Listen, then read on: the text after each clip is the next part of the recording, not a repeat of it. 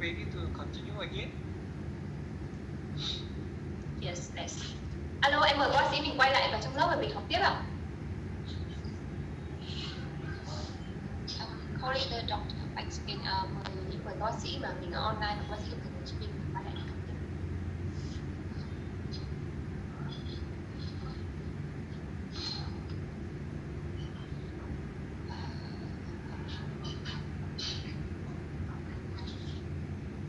Em mời bác sĩ mình quay lại mình học tiếp ạ. I think we have a question during the break. Let me. Yes, sure. Let's answer those questions. Okay, then wait a minute.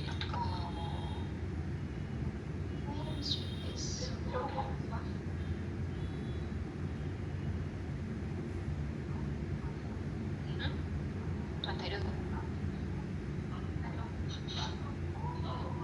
Okay. Ở trong Sài Gòn mình sẵn sàng học tiếp rồi đúng không? Đây học rồi. Trong Sài Gòn ok chưa? Mình bắt đầu nhé. Ok Hà Anh ơi. Can we spend time to answer one last question before we go on to the next part? Sure. Let's go ahead. The doctor in Ho Chi Minh City say that when we mention about chin open bite, we say that we have the 1.5 millimeters of thickness that can have with the posterior intrusion. So, what effect on the thickness gonna add in the normal or deep bite case? So in other words, the effect of the aligners on patients with deep bite. Yes. Correct. So in deep bite cases, of course, you find that the patient will also have a similar condition. So one thing to do is to make sure that in deep bite cases, we program posterior extrusion of about 0.5 millimeters to try to compensate for the potential intrusion of the posterior teeth. So in deep bite cases,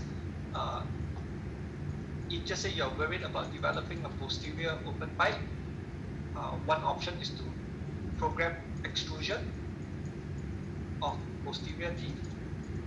The other option is actually to consider running elastics, vertical elastics, okay, or class 2 or class 3, depending on the condition, so that we can maintain the posterior vertical dimension. Thì bên đấy có một bác sĩ có một hỏi rất là hay, đó là mình nói là khi mà điều trị cắn hở với Invisalign cái độ dày của nó là 1,5 cm, nó sẽ giúp đánh đúng cái nhóm răng sau. Bác sĩ hỏi là nếu như vậy thì khi mà bệnh nhân đeo kháng không chỉ mà khớp cắn bình thường hoặc là khớp cắn sâu thì nó sẽ như thế nào? Thì thầy nói là cái hiệu ứng nó vẫn sẽ ở đó, nó vẫn có hiệu ứng mà đánh đúng nhóm răng sau. Như vậy trong cái cắn sâu ấy, tốt nhất là mình nên cố tình mình làm trồi với nhóm răng cửa với nhóm răng sau thêm 0,5 mm để mình bù trừ cho cái tác dụng của cái máng mà làm đánh đúng.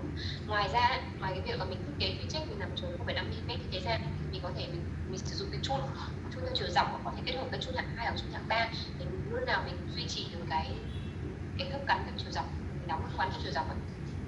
Thì nó sẽ cái biện pháp đó thì nó sẽ hạn chế cho cái việc cắn hở răng sau mình có thể gặp phải khi mình điều trị bằng vàng. Anything else? Okay, let's move on. So in class 2 cases, this is what we call the recommendation for new doctors. Where possible, we would encourage you to try to select cases which are what we call dental class 2s or very mild skeletal class 2s. Bây giờ mình sẽ nói một cái điều trị cấp báo hạng 2 cho Invisalign. Đây là một số các cái tiêu chí để mình chọn những cái ca thuận lợi cho người mới bắt đầu. Thì nguyên tắc chung là mình nên chọn những cái hạng 2 đo răng hoặc là những cái hạng 2 đo xương rất là nhẹ thôi. This means that the patient's clinical assessment and the cephalogram or the cephalometric measurement tells you that it is a mild tooth. Thì tức là khi mà mình khám lâm sàng, mình quan sát lâm sàng và đánh giá những chỉ số trên tim ấy, thì cái chỉ số đó thể hiện cho mình đây là một cái ca nó nhẹ. If possible, the most favorable would be if it's a dental class 2, whereby the molars are in class 1. But if just in the molar relationship is slightly too, it is better that you try to stay within about 2 millimeters. in adults and about 4 millimeters in teens. Bất lợi nhất là nếu khi mình có một cái ca mà hạng 2 là do răng là cái răng cối lớn thì là hạng 1 và răng nanh hạng 2, hoặc là nếu mà có cái sai lệch về răng cối lớn thì nó cũng cái sai lệch cái sai lệch dưới 2 mm rồi trưởng thành, dưới 4 mm rồi bệnh nhân tim. These are obviously what we call non-extraction cases, and of course the other thing that will affect your ability to retract the incisors is actually the overbite. So where possible, try to select cases which are mild to moderate, which is basically anything that's less than 70% of overbite. Thì những cái ca như vậy nó sẽ là những cái ca mà mình có thể điều trị không nhổ răng. Ngoài ra thì một cái yếu tố sẽ ảnh hưởng đến sự kéo lùi của nhóm răng cửa, đó là cái độ cắn trùng. Tốt nhất là mình chọn cái ca mà nó cắn sâu, nó không cắn sâu hoặc là cắn sâu nhẹ hoặc trung bình, tức là cái độ cắn của nó dưới 70%. So the common ways that we, or strategies that we use to treat class 2 cases are to do posterior IPR, elastic jump, distalization, molar derotation, and of course extraction, as well as mandibular advancement or twin block type of treatment. Những cái biện pháp mà để mình điều trị đối với sai khớp quán nặng 2 ấy, nó có thể là thứ nhất là cắt kẽ răng sau, cái thứ hai là mình sử dụng chun và tạo ra cái nhảy sự nhảy khớp, cái thứ ba là mình di xe, cái thứ tư là mình xoay lại cái răng cối lớn, thứ năm là mình nhổ răng, thứ sáu là cái biện pháp mình kích thích cái hàm dưới nó phát triển ra trước, hay là mình sử dụng cái twin block hoặc là cái tính năng mandibular advancement. So is MAF available in Vietnam at this point? Yes. So if just say you want to use the twin block effect, then of course we can order the mandibular advancement feature, which is available in Invisalign. Nếu mà chúng ta muốn tạo cái hiệu ứng giống như chúng ta sử dụng twin block với những bệnh nhân đang tăng trưởng thì Invisalign chúng ta có thể yêu cầu tính năng mandibular advancement, tính năng MAF. If just say you are a provider with very low numbers, in other words, you only started a few cases and you haven't completed any cases, when you are choosing class 2 cases, I would recommend that you choose cases which are like on top, where you are using either one of the top 4 things to treat, and try to avoid things like extractions.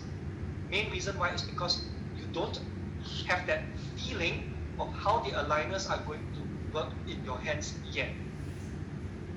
Nếu mà chúng ta là người mới bắt đầu thì chúng ta chỉ mới điều trị vài ca mà chúng ta chưa kết thúc cái ca nào ạ, theo thầy chúng ta sẽ chọn những cái ca mà chúng ta phải sử dụng những cái biện pháp trong cái hình chữ nhật ở phía trên ấy, là cắt kẽ hoặc là di xe vân vân.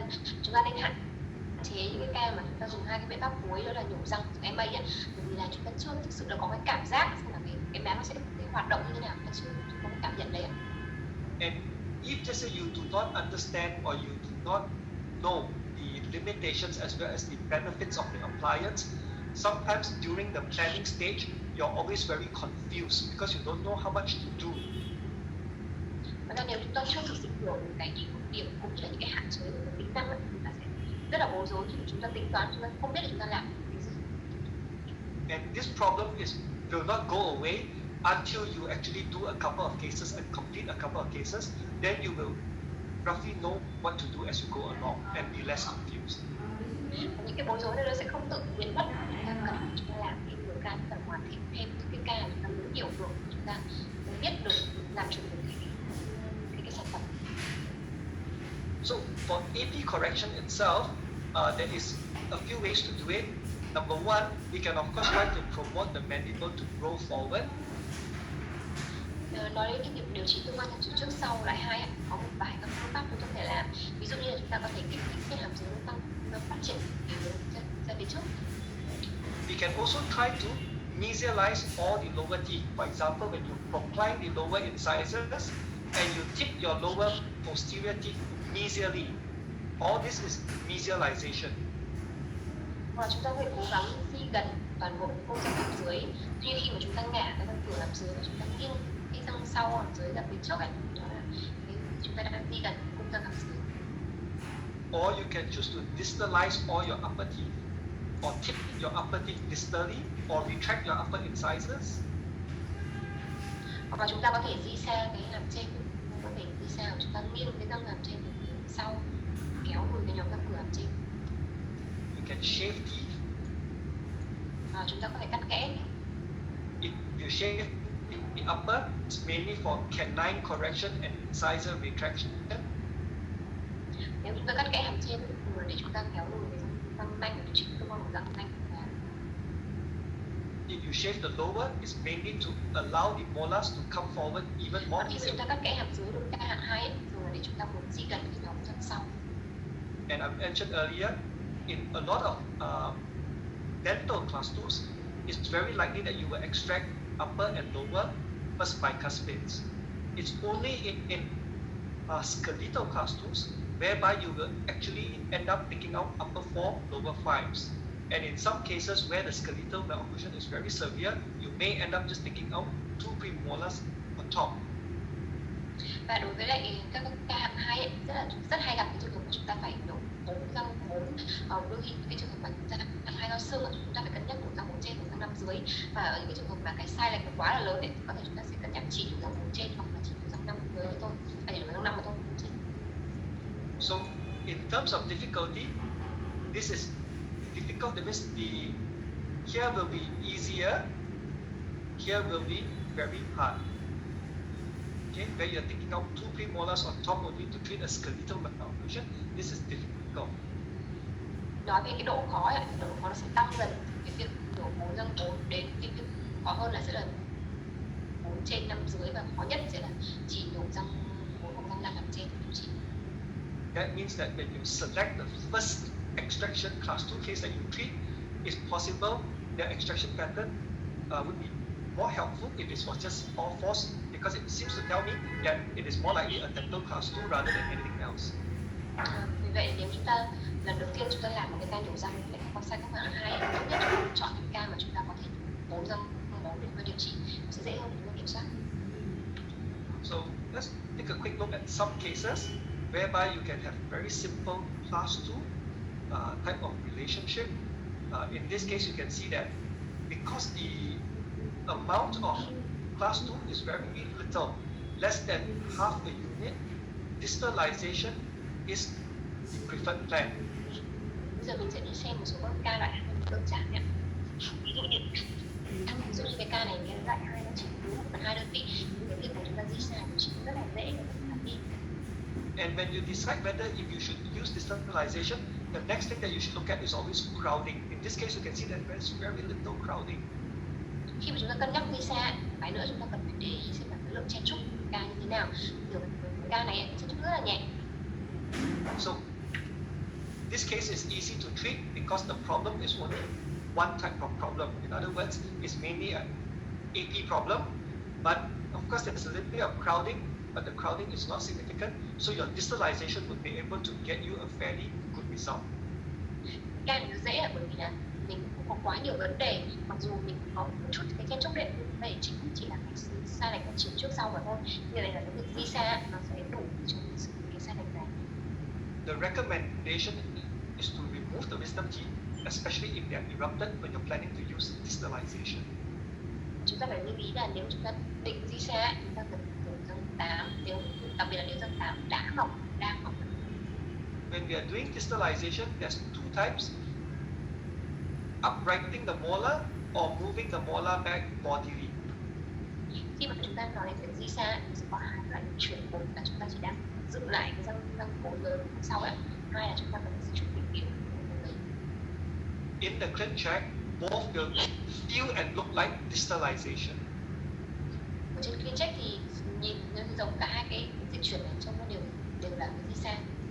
If you are doing A, then you don't need to remove the. If just say your plan is to upright the molars, then removing the aids is not so critical.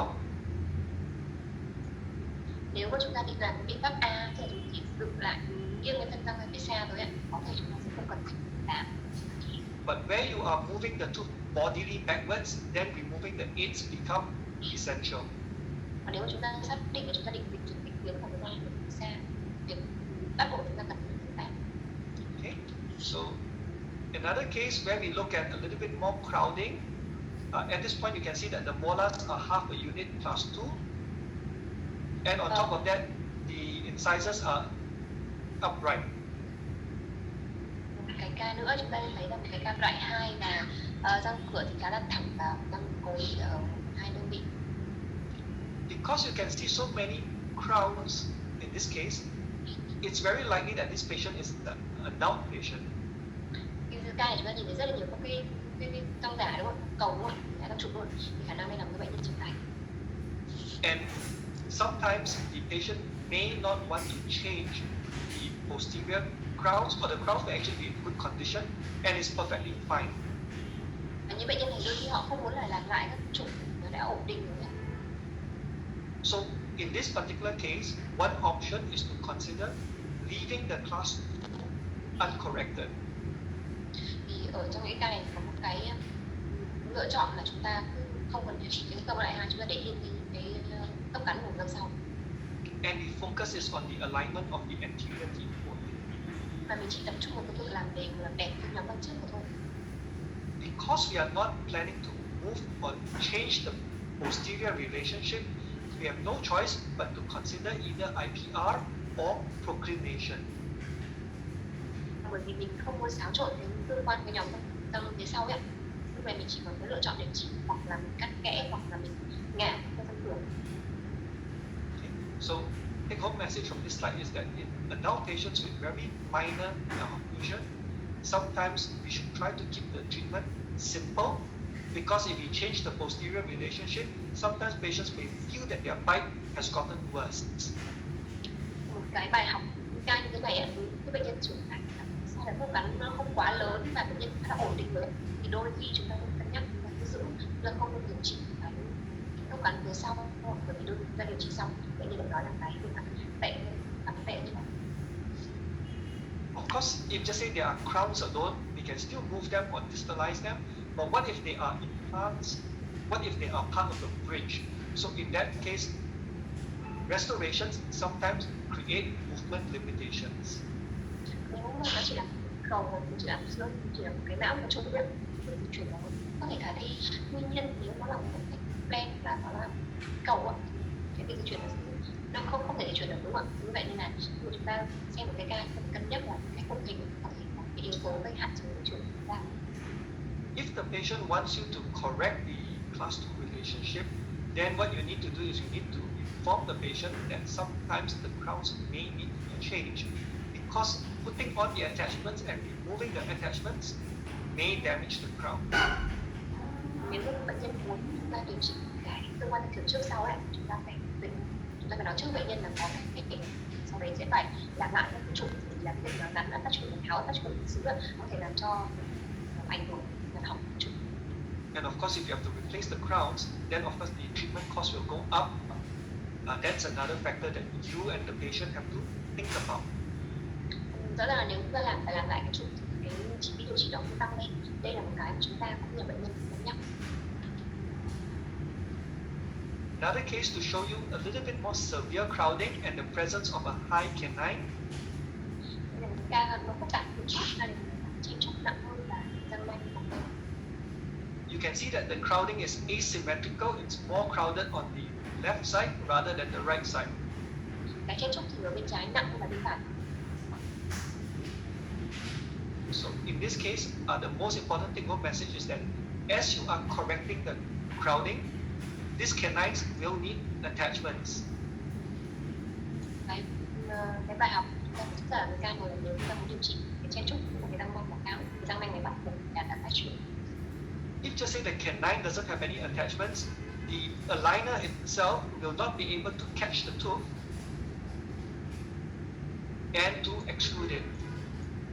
Bởi vì nếu cái răng nanh này không có attachment thì nó không thể nó ôm kéo cái răng nanh thì So the take home message is that where you have high canines, very likely that canine will need an attachment. The most common one that we will use is called an optimized extrusion attachment.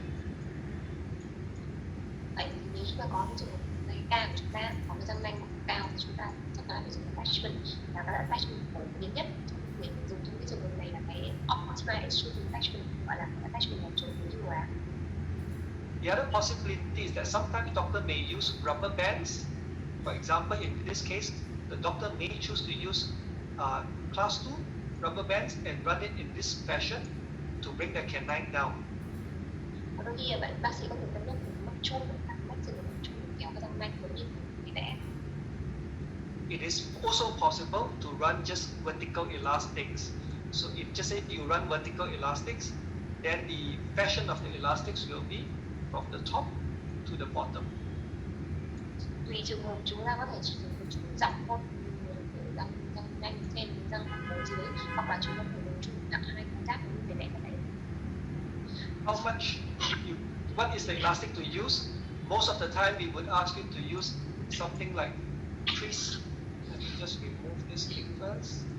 You can use 3/16 inch, and you can use something like about 3.5 ounce. It really depends on how high the canine is. The higher the canine, the more likely you will use a slightly longer rubber band, maybe a 1/4 inch instead of a 3/16.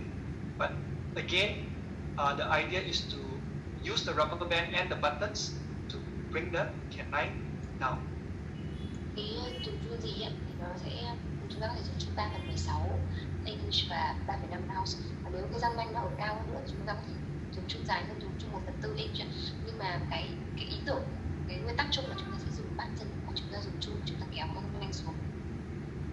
So high canines, you got 2 choices: optimized attachments or rubber bands. Difference is that optimized attachments, you do not need additional compliance. Rubber bands, you need additional compliance. Rubber bands are probably more efficient than attachments. Vậy thì tóm lại, nếu chúng ta có một răng nanh mỏng cao, chúng ta có hai cách: một là chúng ta dùng attachment, hai là chúng ta dùng button và chuông. Button và chuông thì có vẻ sẽ hiệu quả hơn một chút, nhưng nó sẽ phụ thuộc vào sự tuân thủ của bệnh nhân nữa. But patients also don't like rubber bands in front, so sometimes when we complain that rubber bands look uglier. Đôi khi là bệnh nhân sẽ thích đặt cái mắc chuông ở vùng răng trước, và nó sẽ làm cho bệnh nhân trông xấu hơn. So a slightly harder case, the class 2 division 2 with midline shift and moderate crowding. Sorry, can you stop on the question? Sure.